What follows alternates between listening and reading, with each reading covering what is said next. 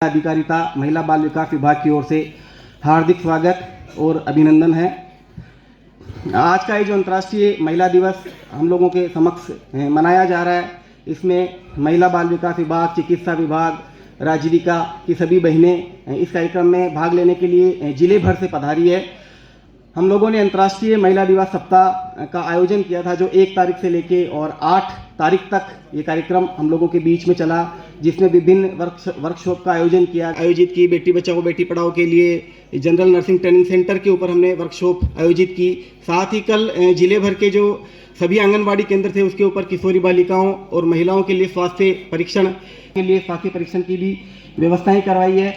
और आज के इस अवसर पर हम माता यशोदा पुरस्कार, जो कि समेकित बाल विकास सेवाओं की ओर से जो ग्राउंड पर मानदेय कर्मी पार्टिसिपेट करते हैं, जो अच्छी परफॉर्मेंस करते हैं, उनके लिए दिया जाएगा। साथ ही चिकित्सा विभाग की ओर से भी पुरस्कार यहाँ पर रखे गए हैं। एक हमने बेटी बचाओ बेटी पढ़ाओ का डिजिटल अभियान चलाया था, उसके जो विजेता है उनको भी इस अवसर पर हम यहाँ पर सम्मानित करवाएंगे। गर्भवती महिलाओं का स्वास्थ्य परीक्षण करते हैं, एनीमिया की जांच करते हैं, हीमोग्लोबिन की जांच करते हैं, ब्लड ग्रुप भी बताते हैं। जैसा कि आज आप सभी पधारे हैं माताएं बहनें, आप सभी का जो स्वास्थ्य परीक्षण किया, आपको ब्लड ग्रुप भी बताया गया है, हीमोग्लोबिन भी बताया गया है, जो कि एनीमिया के विरुद्ध जो हमारी लड़ाई है, कुपोषण के विरुद्ध जो जिसके हम काम कर रहे हैं, इसके लिए है। हम जिले की कुछ आंकड़े हम आपको बताना चाहेंगे। वर्ष 2022-23 में भीलवाड़ा के अंदर कुल 58,733 महिलाएं जो है गर्भवती पंजीकृत हुई थी हमारे पास में। इनमें से टेटनस का टीका 58,253 को दिया गया। तो टेटनस के टीके और एएनसी चेकअप के अंदर जब महिला का निश्चय किट के माध्यम से परीक्षण किया जाता है, तभी से वो हमारे साथ में जुड़ जाती हैं। और जच्चा बच्चा सेवाएं, मातृ शिशु सेवाएं स्वास्थ्य विभाग के माध्यम से दी जाती हैं, और किशोरी बालिका तक ये सेवाएं हमारे साथ में सुचारू रहती है।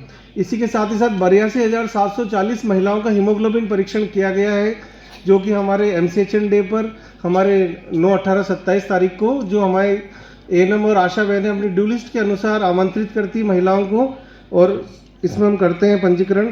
जिले के अंदर कुल 44,883 संस्थागत प्रसव हुए हैं। हमारा ध्येय यही है, डिलीवरीज को हमें बढ़ाना।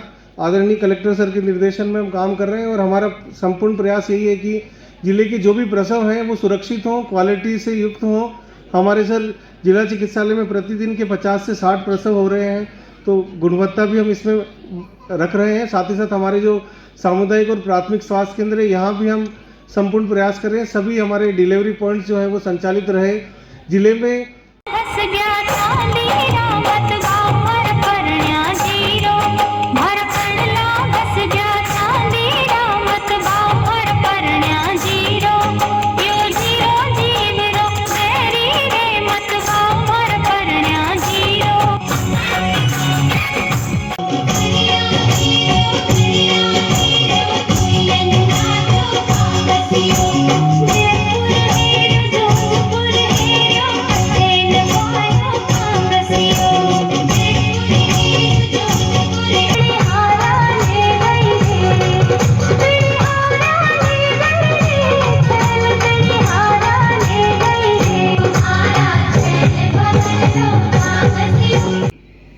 तो मैंने अपने घर पे बताया कि मैं तैयारी करना चाहती हूँ दोबारा से। तो मेरी थोड़ा सा मुझे एक तरीके से ऑपोजिशन मिला कि जब 100% जब कुंवारे बच्चे बच्चियाँ तैयारी करते हैं, उनका नहीं होता, तुम्हारा तो छोटा बच्चा भी है, इसका टाइम तुम्हें अभी अपना टाइम इसको देना चाहिए। उस टाइम पे मैं जॉब भी करती थी, तो सबको लगा कि नहीं होता, आप छोड़ दीजिए, आपकी अच्छी खासी जॉब है, ठीक ठाक अच्छा पैसा भी मिल रहा है, सब सेटल्ड है, क्यों आप इस रास्ते पे जाना चाहते हैं। पर फिर भी मुझे था कि नहीं, मुझे करना है। तो मेरे सास ने, मेरी ननद का मैं बहुत ज़्यादा आभार प्रकट करना चाहूँगी। ऐसी ननद शायद ही किसी को मिले होंगे। उन्होंने हिम्मत करके मेरी सास को बोला कि इसको अपनी मम्मी के घर भेजिए, यहाँ पूरा परिवार थोड़ा बड़ा है, इसको टाइम नहीं मिल पाता है, बच्चे को लेके इनको जाने दीजिए। और मैं वहाँ गई अपनी मेरी मम्मी बहुत ही साधारण सी औरत है, 10th पास हैं। उन्होंने मुझे एक दिन ये बात बोली कि मेरी भी वो किस्मत है कि मेरी बेटी IAS IPS बनेगी। छोटी सी चीज़ थी, पर कहीं ना कहीं ये मुझे हिम्मत देती थी। जब पढ़ाई करते करते बहुत बारी आप डिप्रेस होते हैं, मन नहीं करता है या डर लगता है कि इतना सारा कुछ दाव पे लगा है, बच्चे को उसके दादी उसके पिता से अलग करके रह रही हूँ, छुट्टी भी इतनी ज़्यादा ले ली है, आसपास के लोग भी बोलते थे कि ये अपने मायके रह रही है, क्यों रह रही है। तो उनको डाउट आता है कि कुछ गड़बड़ तो नहीं हुआ है।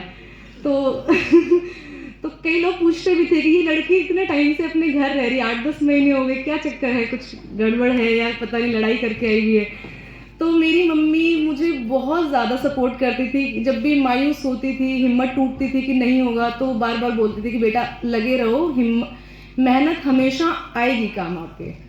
तो मेहनत करती रही। मेरे पति, मेरी सास, मेरी ननद, मेरी मदर, ये 4 लोग, इन्होंने मुझे इतना अच्छे से पूरा टाइम संभाला। जब भी दुखी होती थी मैं रो लेती थी। मुझे ऐसा लगता है कि महिलाओं को ना, सब बोलते हैं कि बहुत भावुक होती हैं, है कि उस भावना से हम छोटी छोटी चीज़ें, लोगों के दर्द को समझ पाते हैं और एक अलग से हमारा इम्पैक्ट दिखता है। हम बहुत छोटी चीज़ें देखते हैं जो कि शायद मेरे अनुभव में मैंने देखा है कि पुरुष इग्नोर कर देते हैं, नहीं देख पाते। तो वो छोटी छोटी चीज़ें, मैं जब भावुक होती थी, रोना हमारा पावर भी है।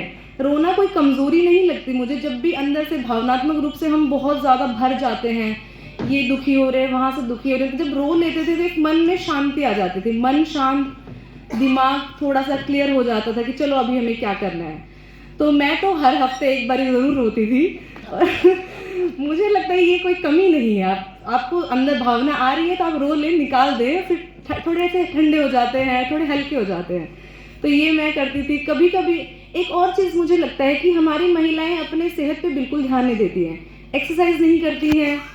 कई बार क्या होता है कि बैठे बैठे रहने से, या हमारा काम काज ऐसा होता है कि शरीर थकता ज़रूर है पर हमारी पूरी बॉडी का एक्सरसाइज नहीं हो पाता है। तो दिन में आधा घंटा 45 मिनट आप अपने लिए निकालें। थोड़ा योग कर सकते हैं जिससे हमारा शरीर और मन दोनों शांत होता है। मैं एक्सरसाइज भी करती हूँ और मैं दिन में 1 घंटा योग भी करती हूँ रोज़, अभी भी करती हूँ। मैंने बीच में छोड़ा था योग, तो उसकी वजह से मैंने महसूस किया कि मन एकदम से फिर से विचलित होने लग गया था। तो मैं हमेशा, मुझे ऐसा लगता है कि योग हमारी वो धरोहर है। हमारे इंडिया में तो ये चीज़ शायद हम लोग थोड़ा कम इज्जत करते हैं कि चलती आ रही है, इग्नोर कर देते हैं, पर ये इतना इफ़ेक्टिव है कि जब भी थोड़ा मन विचलित होता है, 20-25 मिनट आप ध्यान में बैठ जाएं, आधी चीज़ें हमारे दिमाग की वैसे ही शांत हो जाती है। रास्ता मिल जाता है कि हमें क्या करना है, क्या नहीं करना है। तो मेरी आपसे गुजारिश है कि रोज़ आधा घंटा थोड़ा सा वॉक करने चले जाएं, थोड़ा हल्की सी रनिंग करने चले जाएं, उसके अलावा थोड़ा 15 मिनट ध्यान के लिए बैठ जाएं। तो ये आप कीजिए। तो मैं अपनी प्रिपरेशन के दौरान ये चीज़ें भी करती थी। तो उससे बहुत बारी एक छोटी सी चीज़ बताती हूँ कि छोटे छोटे जब हम टारगेट्स अचीव करते हैं ना, तो मन में हमारा जो डिटर्मिनेशन होता है, विल पावर, वो बढ़ता है। जैसे कि मैंने सोचा कि आज मैं इतना रनिंग कर रही हूँ, आज मैं इससे 50 मीटर और ज़्यादा करूँगी। हालत ख़राब रहती थी पर फिर भी मैं करती थी कि नहीं, मैंने अपने आप को ये टारगेट दिया है तो मुझे 50 मीटर भी भागना है। तो जब वो कंप्लीट होता था तो अंदर से एक वो आता था कि नहीं, मैं ऐसी लड़की हूँ जो एक गोल डिसाइड करती हूँ और मैं वो पार करके रहती हूँ। मैं अपनी भी नहीं सुनती, अगर मैं थक जाती हूँ तो भी मैं वो करती हूँ।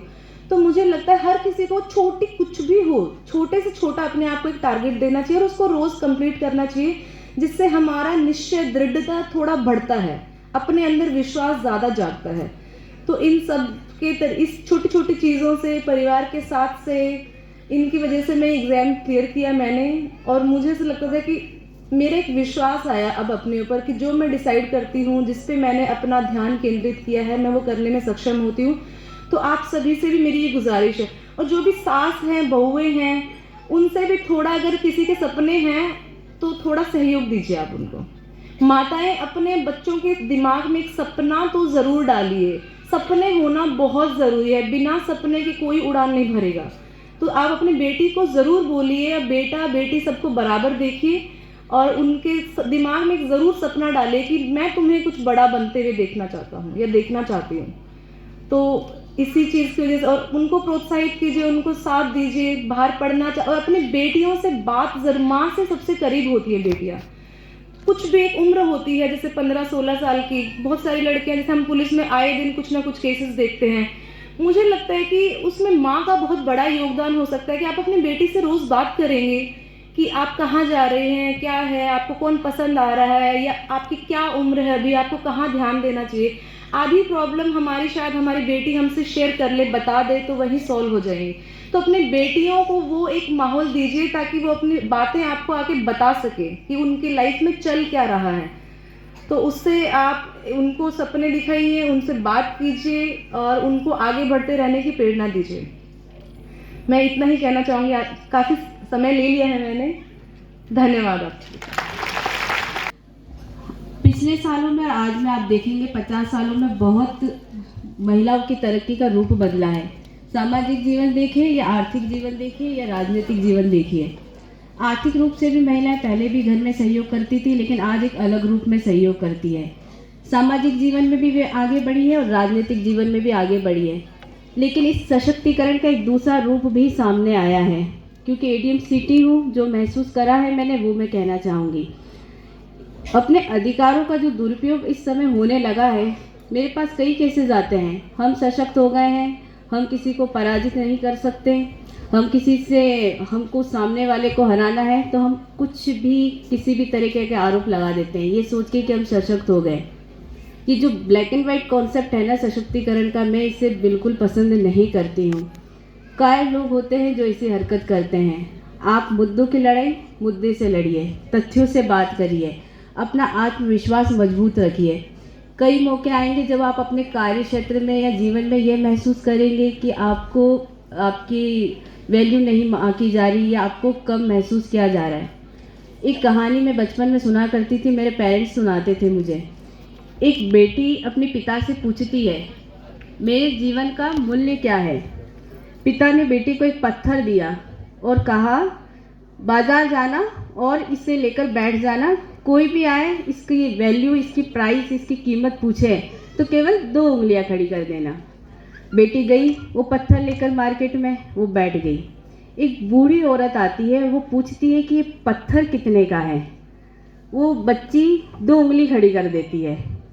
तो बूढ़ी औरत कहती है, अच्छा ये 200 रुपये का है। बेटी शॉक्ड, आश्चर्यचकित, पत्थर हर जगह मिल जाते हैं, इसके 200 रुपये मिल रहे हैं। वो अपने पिता के पास गई, पिता को कहा कि एक बूढ़ी औरत मार्केट में मिली और 200 रुपये इस पत्थर के बताए। पिता ने कहा, अब तुम म्यूज़ियम में जाना। बेटी म्यूज़ियम में गई, वहाँ पर काउंटर पर एक व्यक्ति था। वो आया उसके पास, दौड़ा दौड़ा, ये पत्थर बहुत मूल्यवान है और इसकी कीमत क्या है। बेटी कुछ भी नहीं बोली। तब उसने कहा 20,000 रुपये। बेटी फिर अपने पिता के पास आई कि अब उस म्यूज़ियम में इसकी कीमत लगाई गई 20,000 रुपये।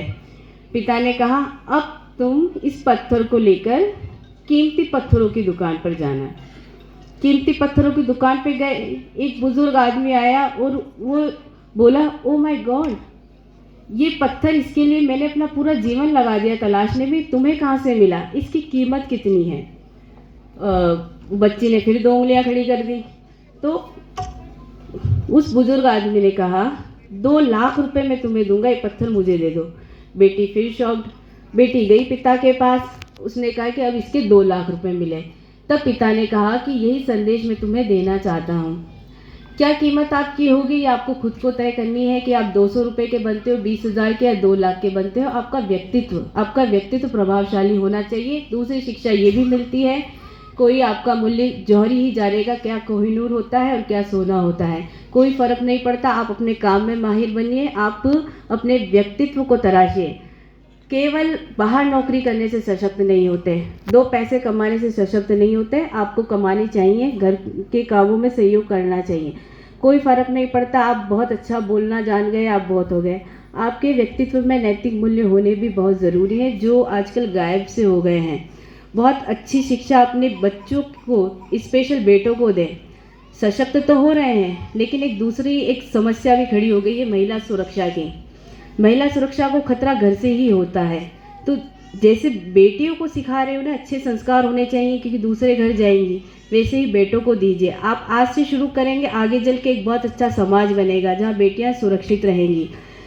कई बार ऐसा होता है, नकारात्मक विचार हमें घेर लेते हैं, हम बहुत जल्दी हार मान लेते हैं। एक बच्चा जब पहाड़ की चोटी पे चढ़ता है, उसके दोस्त कहते हैं तू नहीं चढ़ पाएगा, नीचे उतर नीचे उतर। वो बच्चा फिर भी चढ़ जाता है क्योंकि वो बहरा होता है। ये कहानी मेरे पिता मुझे सुनाते थे कि छोड़ दीजिए लोग क्या कह रहे हैं, आप अपनी धुन में आगे बढ़िए, ये चीज़ें बहुत आगे बढ़ाती है। जब मेरे फादर गए तो मेरे भाई 9th में था, मेरी बहन 10th में थी और मैंने 12th पास किया था।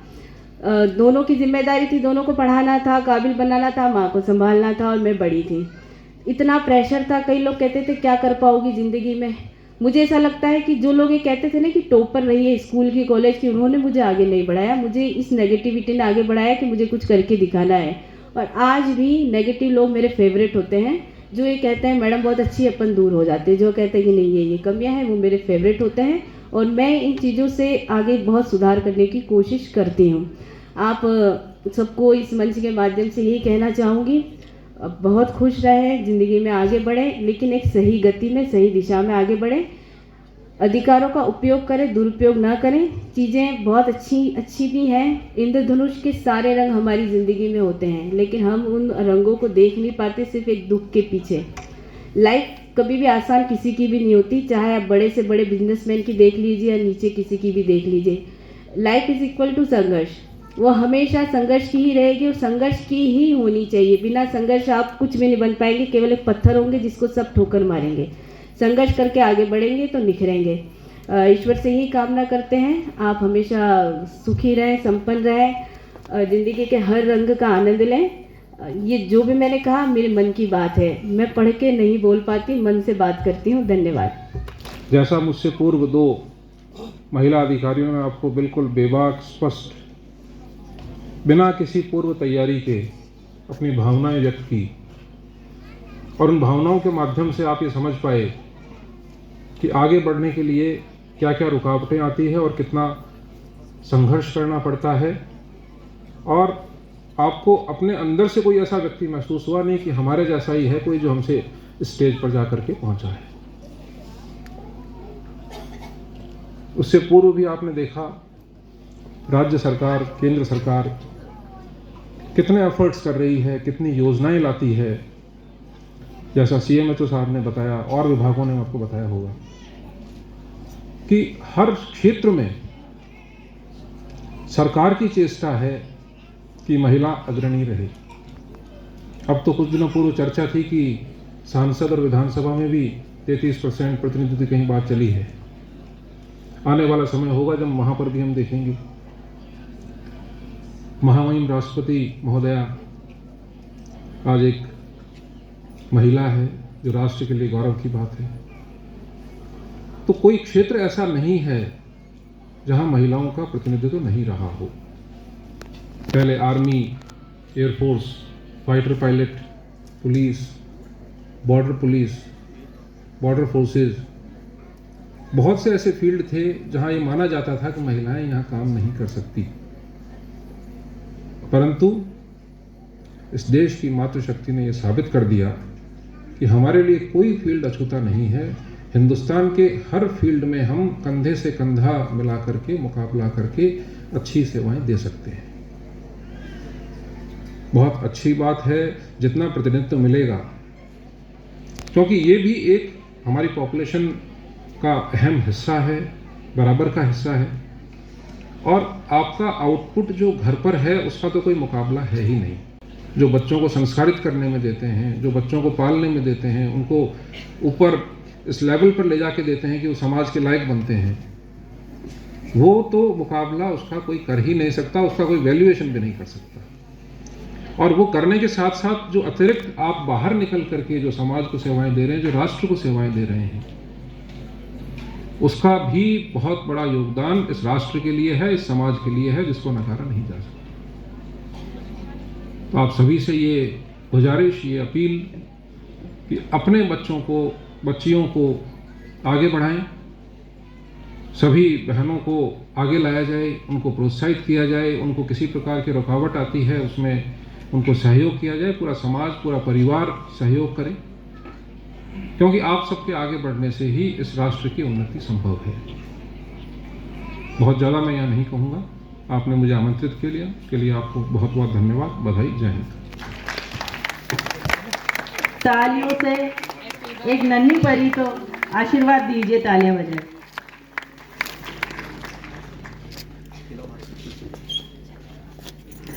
अधिकतर हम बेटों के लिए जितना तत्पर रहते हैं, आज काफ़ी हालातों में फ़र्क आया है।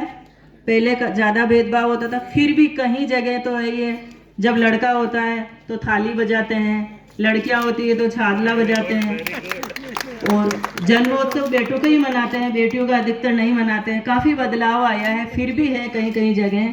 तो आज इस जो भेदभाव है उसको कम करने के लिए बेटी जन्मोत्सव जो अपने अतिथिगण द्वारा मनाया जा रहा है।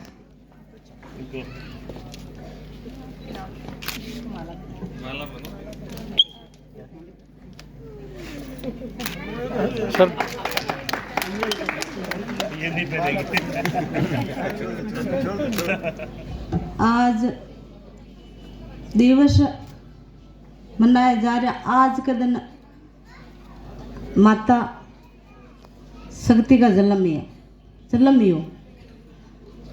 आज को दिन शिव जी पार्वती का मिलन हुआ। माता शक्ति कम कौन है, नारी शक्ति कम कौन है। मोनी भाषण देता नाम है गणों में तो मैं पहली बार ई पार्टी में आई। मैं तो में मुँह बैठती उड़ती, गाड़ी भी नहीं हटती। मैंने रोने जाती जी रेल के ऊपर बैठ जाती। आजकल तो रेल के ऊपर बैठ भी नहीं दे। अब सरकारी गाड़ी में लगी तो इमें बैठना पड़ रही हो। लिख दी दाता लेख रती खाली नहीं जावे। जो राज्य होगी लिखा तो कहा दिखे जो मारा मल गया। अब मुँह तो करो 5 साल कदी नहीं रही बे है। अब देखो राजा होगी लिखा तो कहा जो मल गया। मैं तो कड़े बकरियां चराती, कड़े नरेगा में जाती, कड़े गाया राग में ली दो 12 पूड़ी लाती, खेती करती, खोदती, खेतों घरों खेते अच्छा काम करती। जो नाट पटो लागे भगवान है दन कदी नीरी बोलता चालता ना का अनपढ़ हूं के अनपढ़ ना अंधो बरोबर ही शेषा जो इले पढ़ाई करानी पाचे ने रहनो। मैं तो बे पछतावना आ रही कड्डे आगरिया केलवा खान्या पे जाती 12 रुपया देता मारा। नरेगा में जाती 22 खाड़ा करती ए श्यान एत्रा चौड़ा ऐसे खाड़ा पे आज न आवे। काम खूब कीधो में पण मैं कई करूं बालक टाबर गिरे फोरा अटे हूं तो पाचे जीव रहे। माता रहे तो बाणु कई के बालका ने बेड रोटी खुआवे रजणो आजा जो जोग लिखिया वे जो न टळे। सिर्फ आगे बढ़नो के बेटी बचाओ बेटी पढ़ाओ। झांसी की रानी ही बाणु जो अंग्रेजा ने खपाया, अंग्रेजा को नाश की दो। सीता माता ही रावण ने खपायो। द्रौपदी मरमू को नाम आ गयो।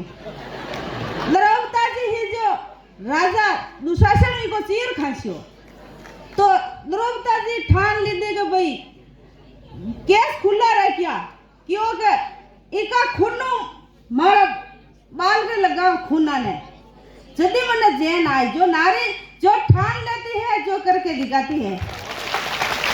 कहा कि नारी तो शक्ति होती है, शक्ति वापर जावे आपा में। आपा ने देखो ये हाथ में कड़ा, नाक में बाली, कमर में करंगती, पगा में पैड़ा, तो नारी शक्ति वापर जावे ना तो कहीं न रुके। कम कोई ने पर उसो नारी शक्ति कम कोई ने। जो शक्ति राखनी आपने तो आगे बढ़नो। बहुत बहुत धन्यवाद सर। जी का वो आप लोगों ने सबसे ज़्यादा एंजॉय किया। प्रमुख साहब एक जीता जाता उदाहरण है कि महिला सशक्तिकरण कैसा परिवर्तन, कैसा बदलाव ला सकते हैं।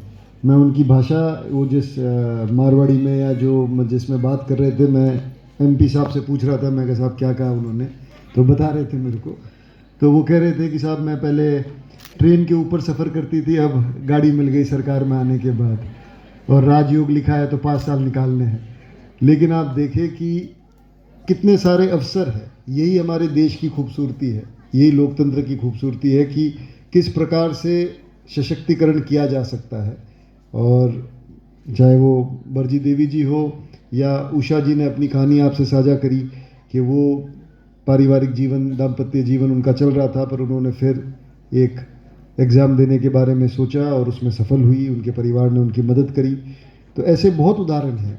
ये आज जो मंच पे बैठे जितनी भी हमारे जो नारी शक्ति के प्रतीक के रूप में जितनी महिलाएं बैठी, आप अगर देखेंगे गौर से तो राजनीतिक क्षेत्र में जिला प्रमुख जी हो गए, प्रशासनिक क्षेत्र के अंदर वंदना जी हो गए, पुलिस के क्षेत्र के अंदर उषा जी है, वित्त और अकाउंट्स लेखा संभाल रही टीना जी है, अलका जी है जो चिकित्सीय सेवा से डील कर रहे हैं। तो अलग अलग क्षेत्र में महिलाओं ने बहुत अच्छा बेहतरीन काम किया है, और ये जिले में ही हमारे सामने ऐसे उदाहरण हैं, और आप सब भी अपने अपने क्षेत्र में बहुत अच्छा काम कर रहे हैं। मैं ये नहीं कहना चाह रहा कि कोई सेवा में आएगा या नौकरी करेगा तो ही वो अच्छा कार्य कर रहा है। आप घर में, गृहस्थ जीवन में बहुत अच्छा काम कर सकते हैं, और आप सब लोग कर रहे हैं। मेरा बस एक ही बात रहती है, जब मैं इस प्रकार के प्लेटफॉर्म से बात करता हूँ तो कहता हूँ, कई बार हमारे यहाँ कलेक्ट्रेट में बैठकें होती है, तो जैसे अभी ये महिला अधिकारिता का या अंतर्राष्ट्रीय महिला दिवस के कार्यक्रम के संबंध में भी इसकी तैयारियों को लेकर भी बैठक हुई।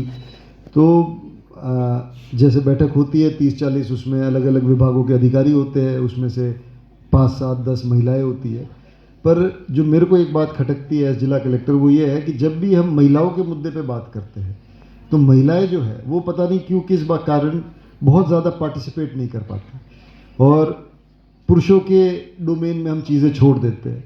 तो ये आप सबको, हम सबको ये कोशिश करनी पड़ेगी कि जो मुद्दे आपसे कंसर्न्ड है, आपसे संबंधित मुद्दे हैं, उन पे आपके विचार होने चाहिए, आपकी ओपिनियन, आपकी राय होनी चाहिए, और आपको उनको एक तरीके से नेतृत्व उन इश्यूज़ का, मुद्दों का करना चाहिए। अभी हमारी आशा बहनें हैं, ANM बहनें, आंगनवाड़ी बहनें हैं, आप लोग जिन क्षेत्रों में कार्य करते हैं, आप मुख्यतः महिलाओं से संबंधित कार्यों को अंजाम दे रहे हैं, चाहे आप आशा के रूप में कर लीजिए, चाहे आप आंगनवाड़ी कार्यकर्ता के रूप में कर लीजिए। तो ये आपकी ज़्यादा जिम्मेदारी है कि जब आप फील्ड पे काम करते हैं तो आपके क्षेत्र की एक भी महिला, वो भारत सरकार की योजना हो या कोई काउंसलिंग या एडवाइस का काम हो, कोई भी महिला वंचित ना रहे। तो जब आप सब मिलकर ये प्रण लेंगे कि भाई मेरे गांव में, मेरे क्षेत्र में हर महिला को हर योजना का लाभ मिलेगा, हर तरीके से उसको हम सशक्त करेंगे, उसको एजुकेशन के रूप में हम सशक्त करें, उसका जो हेल्थ है उसके ऊपर ध्यान दिया जाए, जिसके लिए सरकार बहुत योजनाएं चला रही है। तो जब ये सब हम मिलकर करेंगे तो आने वाले दिनों में, अभी पिछले कुछ सालों में बहुत परिवर्तन हुआ है, और समाज में महिलाएं बहुत अच्छे रूप से, मजबूत रूप से उभर कर आ रहे हैं। अभी मैं और SP साहब एक आर्ट वर्कशॉप है, आर्ट गैलरी यहाँ पर ग्रामीण हाट, अगर आप में से किसी ने देखा हो तो वहाँ पर जो हमारी महिला आर्टिस्ट है, उसमें देश भर की महिला आर्टिस्ट है, उन लोगों ने आके अपनी पेंटिंग्स की एक एग्जीबिशन लगाई है, और उसमें सबसे छोटी जो आर्टिस्ट है वो शायद 7-8 साल की, मेरे हिसाब से 7 साल की होगी। तो आप देखेंगे कि कितना टैलेंट है, मतलब 7 साल की बच्ची से लेकर वहाँ 70 साल की महिला है जो सबसे सीनियर आर्टिस्ट है। इतनी रेंज में इतनी महिला आर्टिस्टों ने वहाँ पे सुंदर पेंटिंग्स का अपना एक एग्जीबिशन लगाया है। तो बहुत टैलेंट है, मतलब चाहे आप आर्टिस्ट के रूप में देख लीजिए, चाहे सरकारी कार्मिक अधिकारी के रूप में देख लीजिए, चाहे जनप्रतिनिधि के रूप में देख लीजिए, चाहे गृहस्थ जीवन में जो हमारी महिलाएं उनके रूप में देख लीजिए। तो हमें आप लोगों को और आपको और हमें मिलकर उनको प्लेटफॉर्म देने की आवश्यकता है, हमें उनको सशक्त करने की आवश्यकता है। और अभी 2 बिटिया का यहाँ जन्मदिन मनाया गया, तो जो यहाँ से मन संचालन कर रहे थे वो कह रहे थे कि बेटियों का जन्मदिन नहीं मनाया जाता, बेटों का मनाया जाता है। तो मेरे एक बेटा है, एक बेटी है, तो मेरे घर में बेटी का ज़्यादा मनता है, बेटे का इतना नहीं मन पा रहा। तो ऐसा नहीं है, ऐसा हम बेटियों का जन्मदिन मना रहे सभी लोग, और बहुत खुशी से मना रहे। और मैं आज ये जो अंतर्राष्ट्रीय महिला दिवस है, इसके उपलक्ष्य में हमारी सभी माताएं बहनें जो यहाँ उपस्थित हैं उनको बहुत बधाई देता हूँ, बहुत शुभकामनाएं देता हूँ, और उम्मीद करता हूँ कि हर दिन जो गुजर रहा है उससे हमारी महिलाएं समाज में, देश में, विदेश में, जहाँ भी है, सब जगह सशक्त होगी, मजबूत होगी। मैं पुनः एक अच्छे कार्यक्रम आयोजन करने के लिए महिला अधिकारिता विभाग को, चिकित्सा विभाग को, और जो भी विभाग जिन्होंने यहाँ आज योगदान दिया उनको बहुत धन्यवाद देता हूँ। बहुत बहुत धन्यवाद। में ही पहला जो कानून पास किया, नारी शक्ति वंदन अधिनियम, पूरे, क्योंकि नगर पालिकाओं में, पंचायती राज में पहले ही महिला आरक्षण था, लेकिन ये स्थानीय स्तर से होता था।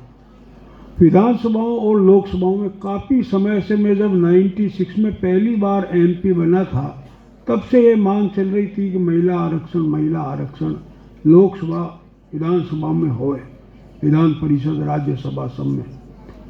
पर यह काम इस नए सदन में, नए भवन में, के पहला जो कानून बना वह महिलाओं को समर्पित माननीय प्रधानमंत्री जी ने बनाया।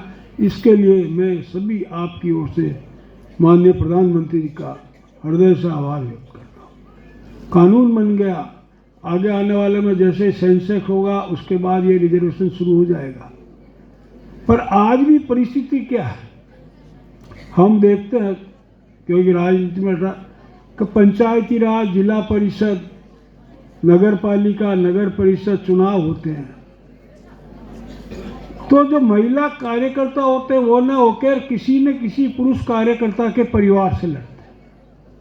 यह जो कमजोरियां, जब तक यह दूरी नहीं होगी तब तक महिला सशक्तिकरण के कितने ही प्रयासों पूरे नहीं होंगे। मेरा आग्रह आप सभी बहनों से, माताओं से, कि हम ये जो कमी है, सक्रियता समाज में रखे, हर क्षेत्र में काम कर रही है, सामाजिक क्षेत्र हो, राजनीतिक हो, आर्थिक हो, सब जगह महिलाएं आगे बढ़ रही है, लेकिन जो प्रतिशत आगे बढ़ने का होना चाहिए वो कम है। यह पूरा बराबर हो, यही प्रयास होए तो सही माने में महिला सशक्तिकरण होगा। एक बार पुनः आपने बुलाया और इस बढ़िया कार्यक्रम में सबसे अच्छा जो लगा मैडम उषा मैडम IPS और वंदना जी के जो अनुभव है और प्रमुख साहब के, क्योंकि किन परिस्थितियों में उन्होंने अपनी पढ़ाई जारी की या अपना कर्तव्य संभाला, तो ये एक्चुअल में आप जैसे कह सकते हैं मोटिवेशनल स्पीच हो सकती, और उसी से आप मोटिवेशन लें और उसी ढंग से आगे बढ़ें। बहुत बहुत आभार, धन्यवाद, जय भारत।